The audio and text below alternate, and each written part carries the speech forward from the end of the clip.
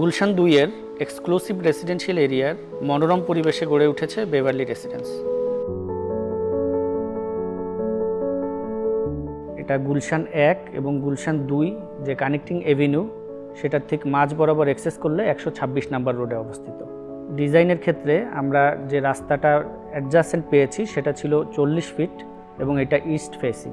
তো ইস্টের যে সুবিধা আমরা প্রজেক্টের ডিজাইনের ক্ষেত্রে এটাকে কাজে লাগানোর চেষ্টা করেছি, যার কারণে সাউথ ইস্ট কর্নারটা আমরা ছেড়ে দিয়েছি ফর্মের লেআউট তৈরি করার সময়। দুইটা সুবিধা পাওয়া গিয়েছে, একটা হচ্ছে ফ্রন্টের দিকে আমরা একটা ফাঁকা জায়গা পাচ্ছি, ব্রিদিং স্পেস। ঠিক একইভাবে সাউথ ইস্টের যে বাতাসটা এটাও কিন্তু আমরা আমাদের স্পেসের ভেতরে অ্যালাউ করতে পারছি। যে ডিফিউজ লাইট আমরা চাই সারা দিন সেটা কিন্তু আমরা আমাদের স্পেসের ভিতরে অ্যালাউ করতে পারছি। সূর্যের ডিরেক্ট লাইটটা যাতে আমাদের স্পেসের ভেতর ঢুকে না পড়ে এই কারণে আমরা কিছু সানশেড ব্যবহার করে সেটাকে কাট অফ করছি। কিন্তু বারান্দার ক্ষেত্রে আমরা চিন্তা করেছি যাতে সূর্যের আলো যাতে আমাদের শরীরের সংস্পর্শে আসতে পারে, কারণ সূর্যের আলোর মাধ্যমেই আমাদের যে ভিটামিন ডি এর চাহিদা এটা কিন্তু পূরণ হয়। তো আমরা আমাদের বারান্দাগুলোকে ডাবল হাইট স্পেস কিছু কিছু জায়গায় তৈরি করেছি, যেখানে বড় গাছ লাগিয়েছি যাতে গাছটা বেড়ে উঠতে পারে খুব সহজে। প্রজেক্টে এন্ট্রি করলে প্রথমেই একটা ডাবল হাইট স্পেস পাবো। এই ডাবল হাইট স্পেসটা মূলত যে রাস্তা বা বাইরের সঙ্গে প্রজেক্টের একটা ইনডোর আউটডোর রিলেশনশিপ তৈরি করছে। ভেতরে চলে আসলে আমরা গ্রাউন্ড ফ্লোরে সার্ভিস এরিয়াগুলো রেখেছি একটা কর্নারে, এবং বাকি সব জায়গা আমরা পার্কিংয়ের কাজে ব্যবহার করেছি, এবং কিছু পার্কিং আছে যেটা পার্ক লিফটের মাধ্যমে আমরা করছি।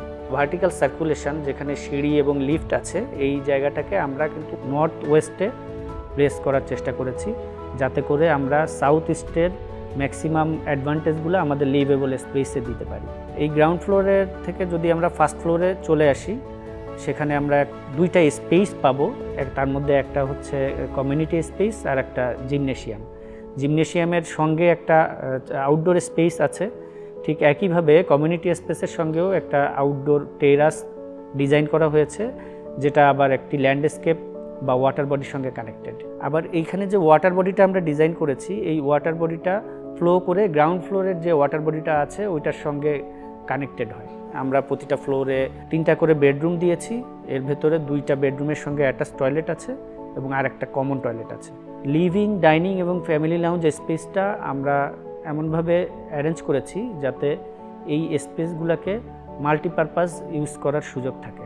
আমরা কিচেনটাকে ওয়েস্টের দিকে রেখেছি যাতে ওয়েস্টের হিটটা আমাদের সরাসরি লিভিং ডাইনিংয়ের উপর এফেক্ট ফেলতে না পারে। রুফটাকে আমরা কয়েকটা জোনিংয়ে ডিজাইন করার চেষ্টা করেছি। 2টা জোনকে আলাদা করে একটিকে আমরা উপভোগ করার জন্য বা এনজয় করার জন্য রেখেছি, যেখানে একটা ওয়াটার বডি আছে, ওয়াটার বডির মাঝে একটা গ্রিন যেখানে বসার ব্যবস্থা, এবং এটাকে দেখলে আপনাদের দ্বীপের মতো মনে হবে এই অনুভূতিটা। আর একটা পাশে যেটা আছে সেটা বারবিকিউ স্পেস, এবং সেটার সঙ্গে তার আদার্স ফ্যাসিলিটি আমরা ডিজাইন করে দিয়েছি।